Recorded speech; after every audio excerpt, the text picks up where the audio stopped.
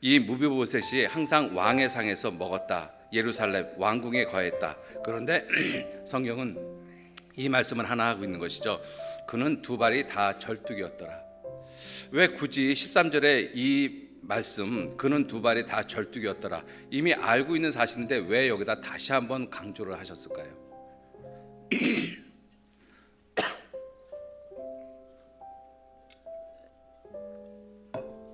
그 이유가 무엇이냐면 무비보셋이 두 발이 절뚝인 이것 때문에 정말 그리스도인다운 삶을 살았다는 것입니다. 1절 말씀,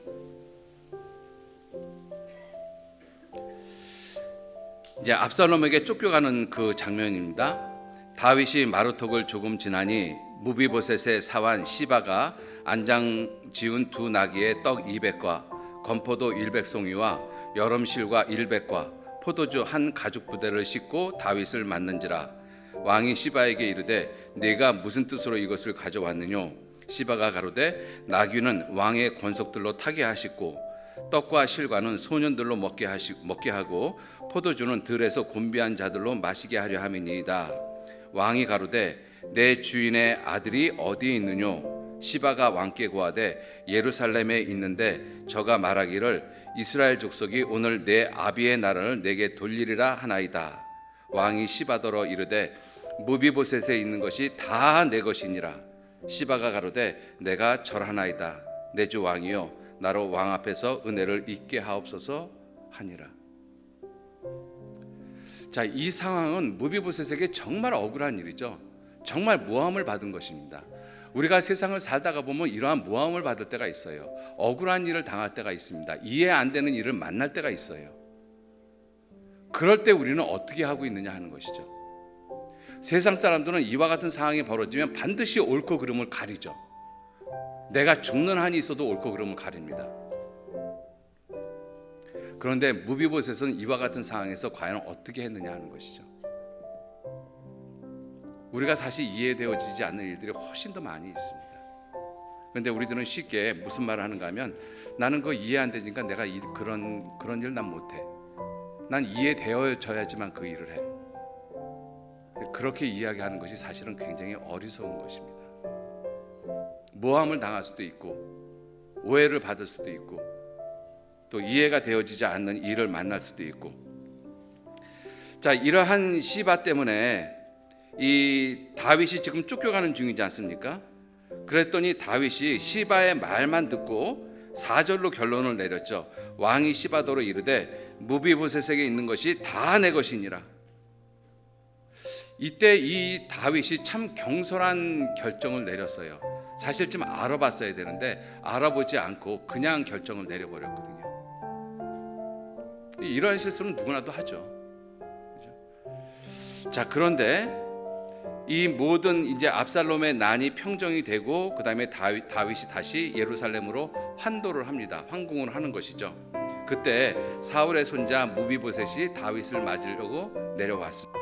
25절, 예루살렘에 와서 왕을 맞을 때 왕이 저에게 물어가로되 무비보셋이여 내가 어찌하여 나와 함께 가지 아니하였더뇨? 대답하되 내 주 왕이여 왕의 종 나는 절뚝발이이므로 내 나귀 위에 안장을 지워 타고 왕과 함께 가려 하였더니 나의 종이 나를 속이고 종 나를 내 주 왕께 참소하였나이다. 내 주 왕께서는 하나님의 사자와 같으시니 왕의 처분대로 하옵소서. 내가 다윗 왕께 은혜를 받았는데 그 나머지 사항은 내가 오해를 받든 모함을 받든 왕이 옳은 대로 처분하십시오. 이게 그리스도인의 삶의 모습입니다. 여러분들, 내가 이와 같은 상황이 되어지면 무비보셋처럼 이렇게 이야기할 수 있을 것 같습니까? 우리 분명히 옳고 그름 우리가 아니라 저는 분명히 옳고 그름 따집니다. 억울해서. 그죠? 얼마나 억울해요. 옳고 그름 따져야죠.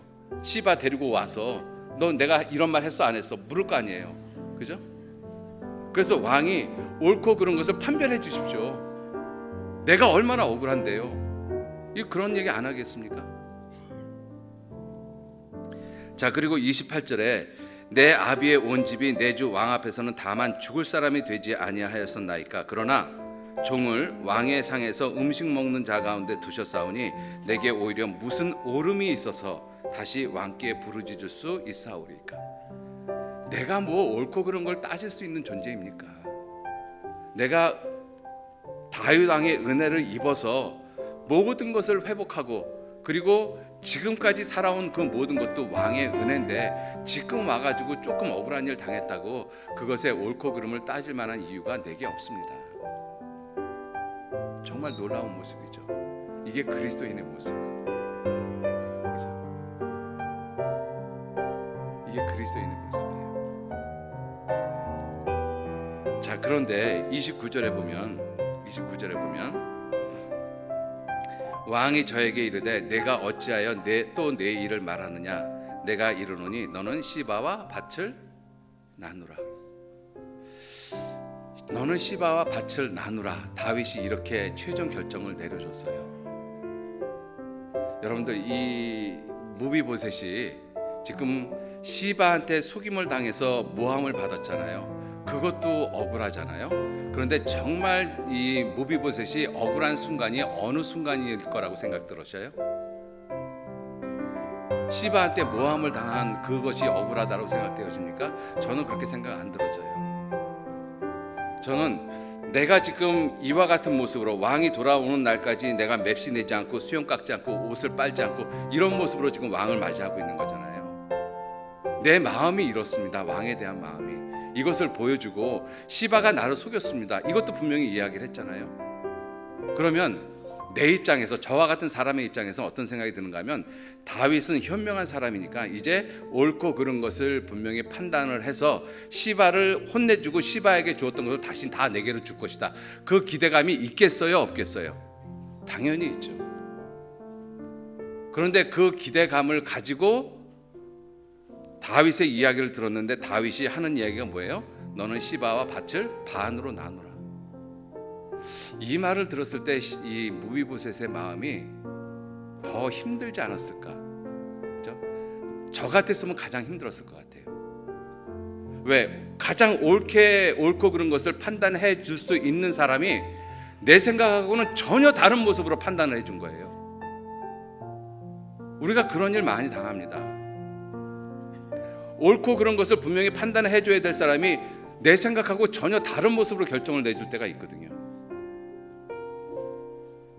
그러면 우리 마음 가운데는 그동안에 받았던 은혜는 다 없어지고, 에휴, 그래, 다윗도 어쩔 수 없는 사람이지 뭐. 그죠?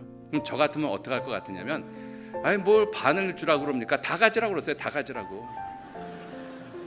그죠? 저 같으면 그럴 것 같아요.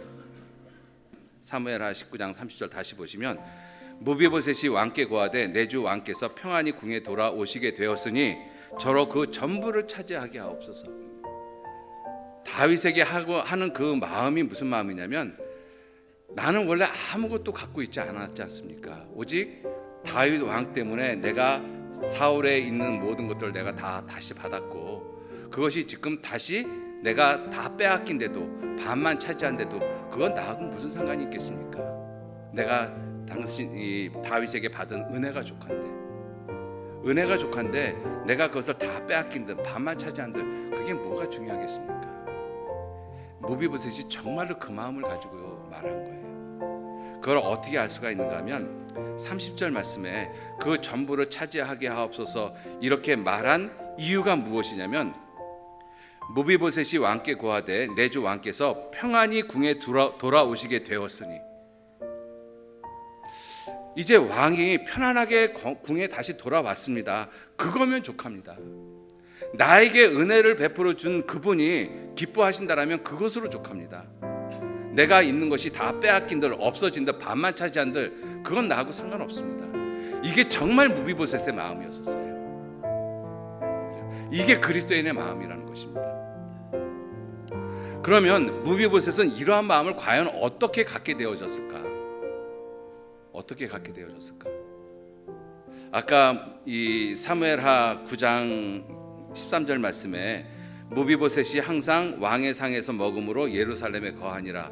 그는 두 발이 다 쩔뚝이더라. 그 말씀을 성경에 일부러 기록을 해놨어요. 두 발이 다 절뚝이더라.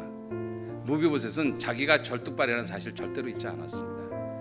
나 같은 자는 왕궁에 들어올 수 없는 자라는 것을 잊지 않았다는 것이죠. 내가 왕궁에 들어와서 왕의 상에서 먹을 수 있는 이유가 무엇이냐? 하나님의 약속이고 하나님의 은혜 때문이다. 다윗의 약속이고 다윗의 은혜 때문이다. 그거를 잊지 않았다는 것입니다. 여러분들, 그게 그리스도인의 마음이에요. 내가 어떤 상태에서 구원을 받았는지 그거 잊어버리시면 안 되거든요. 우리가 구원을 받고 어느 정도 신앙생활을 하다가 보면 내가 어떤 상태에서 구원을 받았는지, 내가 어떠한 죄인지 잊어버리고 삽니다. 사실 구원받은 이후에 내가 내 안에 있는 죄성을 깨달아가는 것이 더 옳아요. 내가 정말 이러한 죄인이구나, 이러한 죄인을 위해서 예수님이 죽으셨구나, 하나님이 죽으셨구나, 그걸 깨달을 때마다 얼마나 큰 힘이 되어집니까? 여러분들, 우리들이 구원받은 이후에 내가 어디에서 구원받았는지 잊으면 안 돼요.